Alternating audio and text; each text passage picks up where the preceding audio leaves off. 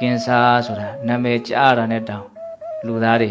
ကြောက်ကြတယ်ဟုတ်လားအဲ့ဒါသူယောဂဖြစ်တယ်ဆိုတော့သူ့ကိုလာပြီးတော့လူမမာမေးတဲ့လူတွေရှိတယ်အားပေးတဲ့လူတွေရှိတယ်စိတ်ဝင်စားတွေကကောင်းတာကသူ့ကိုလူမမာလာမေးတဲ့ကျမကြီးကောင်းပါတယ်လို့ဆိုရတဲ့အားပေးတယ်လို့ဆိုရတဲ့လူတွေအဲ့တော့သူ့ရင်တည်သွားတာတွေခုသူကင်ဆာဝေဒနာဖြစ်ပြီးမှ15ယောက်လောက်တောင်ရှိပြီတဲ့စဉ်းစားကြည့်နော်ရုတ်တရက်သူ့ကိုလူမမာလာမေးတဲ့လူတွေကသူ့ရင်တည်လိမ့်မယ်လို့တော့သူတို့ဘယ်လိုမှထင်မှာမဟုတ်နော်တဘဝခီးကိုသွားတဲ့နေရာမှာဘယ်သူကဒီနေရာကနေအရင်ထွက်ခွာသွားမလဲဆိုတာဘယ်သူမှမသိနိုင်ဘူးဟိုတည်ခြင်းတရားဆိုတာသူအချိန်တိတိကျကျရေရာမသိနိုင်တဲ့ခရီးတစ်ခု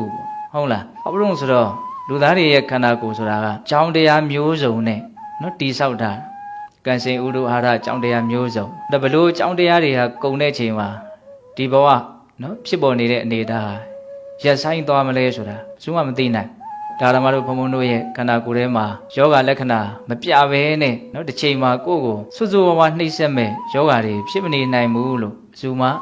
မပြောနိုင်ဘူးပေါ့နော်တချို့ယောဂတွေကလက္ခဏာမပြဘဲနဲ့အတွင်းမှာတိတ်တိတ်ပုံတီဆောက်နေကြတာတွေလည်းရှိတာ။အိုးဒါကြောင့်တချို့ယောဂလက္ခဏာပြလို့ဆေးဆေးလိုက်ပြီးဆိုရင်မရတော့ဘူးလွန်သွားပြီဆိုတာမျိုးတွေးကြရတာဟုတ်လား။ဒါကြောင့်အကြောင်းတရားတွေကိုအစုံမသိနိုင်တဲ့အတွက်ကြောင့်ဘဝမှာဘယ်၍ဘယ်မြကြာအောင်ဘုံဘုံတို့နေရမလဲဆိုတာဘယ်သူမှမသိနိုင်ဒီနေရာမှာနားလည်ထားသေးခြင်းဒါလေးတစ်ခုလူဘဝမှာကျမ်းမာခြင်းမကျမ်းမာခြင်းဆိုတာရဲ့အသက်ရှည်ခြင်းတူခြင်းဆိုတာရဲ့ကံတရားတွေကမတူဘူးတကံစီပေါ့နော်ကျမ်းမာရေးမကောင်းနိုင်လဲအသက်တူလိမ့်မယ်လို့ပြောလို့မရကျမ်းမာရေးကောင်းနိုင်လဲအသက်ရှည်လိမ့်မယ်လို့ပြောလို့မရတချို့ကျမ်းမာရေးမကောင်းဘဲနဲ့ပိတ်မိန်လိမ့်လိမ့်နဲ့မသေးနိုင်ဘူးအသက်ကတော့တတန်းစီနေသွားတာပဲစဉ်းစားကြည့်နော်ဒါကျမ်းမာရေးဖောက်ပြန်မဲ့ကံပဲပါလာတာအသက်တူမဲ့ကံမပါဘူးပေါ့ဖြစ်လျာဘဝသူများကိုနှိပ်စက်ခဲ့တယ်ညှင်းဆဲခဲ့တယ်ဒါပေမဲ့သူများကိုအသေးသက်ခဲ့တဲ့ကံတော့သူအလွန်နှဲခဲ့တယ်ဆိုတဲ့သဘောပေါ့တချို့ကြတော့ကျမ်းမာရေးကအလွန်ကောင်းတယ်ဘာဖြစ်တယ်လို့မှမရှိဘူးဒါပေမဲ့ရုပ်တရက်ဖြူကနေဖြစ်ခနဲ့ပျက်စီးသွားတာတိတ်ဆုံးသွားတာတွေမရှိဘူးလားရှိတယ်ကျမ်းမာရေးတော့ကောင်းရင်သို့တော့အသက်ရှည်တဲ့ကံပါမလားဦးသူများကိုနှိပ်စက်ညှင်းဆဲခဲ့တာတော့တိတ်မရှိဘူးဒါပေမဲ့အသေးသက်ခဲ့တဲ့ကံတွေသူများစွာပြုခဲ့တယ်ဆိုတဲ့သဘောပေါ့ဟုတ်လားဒါကြောင့်ဘဝခရီးကိုဘုန်းဘုန်းတို့ဟာဘယ်အချိန်မှာအပြီးထွက်ခွာသွားကြရမလဲဆိုတာဘယ်သူမှမသိနိုင်တကယ်စဉ်းစားကြည့်မယ်ဆိုရင်သိခြင်းတရားဆိုတာမသေးကြခြင်းတွေအများကြီးခြံရံထားတဲ့သေကြခြင်းသဘောပဲဒီစကားလေးကိုသေချာနားထောင်ကြည့်နော်မသေးကြမှုတွေများစွာခြံရံထားတဲ့သေကြနေတဲ့သဘောဒါဘာကိုဆိုလိုတာတော့ဘယ်ချိန်သေမယ်ဆိုတာဘယ်သူမှမသိနိုင်ဘူးမသေးကြဘူးမရရဘူးသို့တော့သေရမယ်ဆိုတာကတော့သိကြတယ်ဘယ်နေရာမှာသေရမယ်ဆိုတာမသေးကြဘူးဒါပေမဲ့သေရမယ်ဆိုတာကတော့သိကြတယ်ဘာယောဂနဲ့သေရမယ်ဆိုတာမသေကြဘူးဒါပေမဲ့သေရမယ်ဆိုတာကတော့သိကြတယ်ဒါကြောင့်မလို့လူငယ်တွေလည်းပဲဒါစဉ်းစားစရာအလွန်ကောင်းနေပေါ့နော်ငယ်ငယ်ရွယ်နဲ့မသေနိုင်ဘူးလို့ဘဝကအဲ့ဒါလိုအာမခံချက်မျိုးရှိသလားမရှိပါဘူးနော်တတိများလို့ပဲ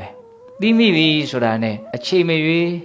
ကြွေနိုင်တဲ့အနေအထားရှိတယ်နော်တတိယပဲအချိန်မှကြွေနိုင်ဘူးလို့သူ့မှာအာမခံချက်မရှိဘူးရေဘူးရသဘောတော့ဒါမှဲ့မှပဲကြွေတာပေါ့သို့တော်လည်းပဲမမှဲ့ခင်မှာအမျိုးမျိုးသောကြောင်းကြောင့်ကြွေကြတဲ့တတိတွေအများကြီးရှိတာပဲလေအဲ့လိုပဲမြေအိုးတွေအိုးဖြစ်ပါပြီဆိုတဲ့ချိန်ကစပြီးတော့ကွဲနိုင်ကြအချိန်တိုင်းရှိနေဘာအာမခံချက်မှမရှိဘူးဒါကြောင့်မို့လို့ဘဝရဲ့သဘောကိုဘုံဘုံတို့တွေဟာနော်ရိုးရိုးရှင်းရှင်းနဲ့မှန်မှန်ကန်ကန်အဓိကကျတဲ့အပိုင်းမှာတိထားဖို့နားလည်ထားဖို့လိုတယ်ဘဝဆိုတာတကယ်တမ်းကပျက်စီးခြင်းနဲ့ပျက်စီးခြင်းတွေကိုသွားနေတဲ့သဘောမျှပျက်စီးခြင်းနဲ့ဆိုတာကအနိစ္စသဘောကိုရည်ရွယ်တာနော်တစ်ချိန်ပြီးတစ်ချိန်တစ်ခဏပြီးတစ်ခဏတသဘောပြီးတဲ့သဘောဖြစ်ပေါ်ပြီးတော့မရှိတော့တဲ့သဘောဒါပျက်စီးခြင်းနဲ့ဆိုတာအနိစ္စသဘောကိုပြောတာဟုတ်လားစောစောကဖြစ်ခဲ့တာအခုမရှိဘူးဟုတ်လားအခုဖြစ်နေတာအခုထပ်ပြီးတော့မရှိတော့ပြန်ဘူးအဲ့ဒါလို့ဒလဇက်အစ်အစ်ထပ်ဖြစ်ပြီးတော့ဖြစ်လာတိုင်းလည်းပဲပျောက်ကွယ်သွားနေတဲ့သဘောကိုဒါပျက်စီးခြင်းနဲ့လို့ပြောတာအနိစ္စပေါ့နော်ပျက်စီးခြင်းစီတို့သွားတယ်ဆိုတာပျက်စီးခြင်းစီတို့ဆိုတာမရဏသဘောကိုရည်ညွှန်းတာတဘောရဲ့အပြီးပြီးရတဲ့သဘောပေါ့နော်အဲ့တော့ဘုန်းဘုန်းတို့ရဲ့ဘဝဆိုတာနော်အတိတ်ပဲဖွင့်မယ်ဆိုလို့ရှိရင်ဘာတွေဘလို့ဖြစ်တယ်ပဲပြောဘလို့ပဲထင်းနေတကယ်တမ်းကတော့ပျက်စီးခြင်းနဲ့ပျက်စီးခြင်းစီကိုသွားနေတဲ့သဘောပဲအဲ့ဒီသဘောကိုဘယ်သူမှမတားဆီးနိုင်ဘယ်ရာနဲ့မှလည်းပဲဒီသဘာဝကြီးမဖြစ်အောင်မကာကွယ်နိုင်ဘူးဟုတ်လားတစ်ချိန်ကြာရင်ဘာဖြစ်ကြမှာတော့ပျက်စီးကြမှာအဲ့ဒါတူတယောက်တည်းဖြစ်နေတဲ့ကိစ္စလည်းမဟုတ်ဘူးတလောကလုံးဒါဒီတိုင်းပဲဖြစ်နေဒါဘဝရဲ့အမှန်တရားပေါ့နော်အဲ့ဒါကိုဘုန်းဘုန်းတို့နားလည်ပြီးတော့အဲ့ဒါလိုအမှန်တရားဖြစ်တဲ့ဘလို့မှရှောင်လွဲလို့မရတဲ့ ထွက်ခွာခြင်းတဘာဝတည်ဆုံးခြင်းတဘာဝတွေးလာကြုံလာပြီဆိုလို့ရှိရင်အစဉ်ပြေပြေရင်ဆိုင်နိုင်မှမလားဆိုတဲ့မေးခွန်းနဲ့ကိုကြိမ်ဖန်များစွာမေးခွန်းထုတ်တဲ့ဟုတ်လားအဲ့ဒီမေးခွန်းဟာဘဝမှာကြောက်စရာအကောင်းဆုံးမေးခွန်းဖြစ်မလို့အရင်တင်တည်ဆုံးခြင်းနဲ့တွေးလာရင်ကကြည်ကြည်လင်လင်ချမ်းချမ်းသာသာမတုံမလှုပ်ရင်ဆိုင်နိုင်တဲ့အစွမ်းတတ္တိငါမှရှိပြီလားဆိုတဲ့မေးခွန်းဒါဘဝမှာကြောက်စရာအကောင်းဆုံးမေးခွန်းပဲဒီမေးခွန်းကိုပြည်လဲလဲမဖြေနိုင်ဘူးဆိုရင်ဒုက္ခအကြီးအကျယ်ဆက်ပြီးတော့များသွားစရာအကြောင်းရှိနော်ဘာဖြစ်လို့တော့သိခြင်းတရားကအကြီးမားဆုံးအပြောင်းလဲပဲဘဝမှာဟုတ်လားဆိုကြပါစို့လူတယောက်တည်သွားတယ်တိရစ္ဆာန်ဖြစ်သွားတယ်ခွေးဖြစ်သွားတယ်နွားဖြစ်သွားတယ်လူစင်စစ်ကနေခွေးဘဝနွားဘဝရောက်သွားတယ်ဓာတ်ထက်ကြီးမားတဲ့အပြောင်းလဲဘယ်ရှာတွေ့နိုင်မလို့စဉ်းစားကြည့်ပြောင်းလဲမှုအကြီးကြီးနော်အဲ့ဒါရင်မဆိုင်နိုင်မင်းနဲ့မြန်တည်သွားမယ်ရင်မဆိုင်နိုင်မင်းနဲ့တည်တယ်ဆိုတာကဟောတည်ခြင်းတရားကိုလက်မခံနိုင်မင်းနဲ့ဟုတ်လား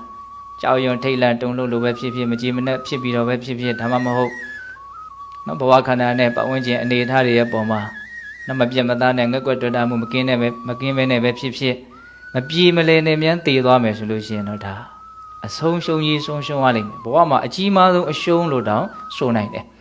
ဘယ်ရှုံးမှဒီရှုံးလောက်မကြည့်ဘူးဘာလို့တော့ရင်မဆိုင်နိုင်ဘူးဆိုရင်အသေးဆိုးပါပဲအသေးဆိုးလို့ရှိရင်ဘဝဆိုးပဲရဘဝဆိုးရတာလောက်ရှုံးတာဘယ်ရှိမလို့ဘဝဆိုးရတာလောက်ကြီးမားတဲ့ဆိုးရတဲ့အပြောင်းလဲဘယ်မှာရှိမလို့အဲ့ဒါကိုဘုံဘုံတို့စဉ်းစားရသိခြင်းတရားရေးကြီးပုံဆိုတာအဲ့ဒီတစ်ချက်ကိုပိုင်ပိုင်နိုင်တဲ့သဘောပေါက်ရင်လက်ခံနိုင်မယ်ပေါ့နော်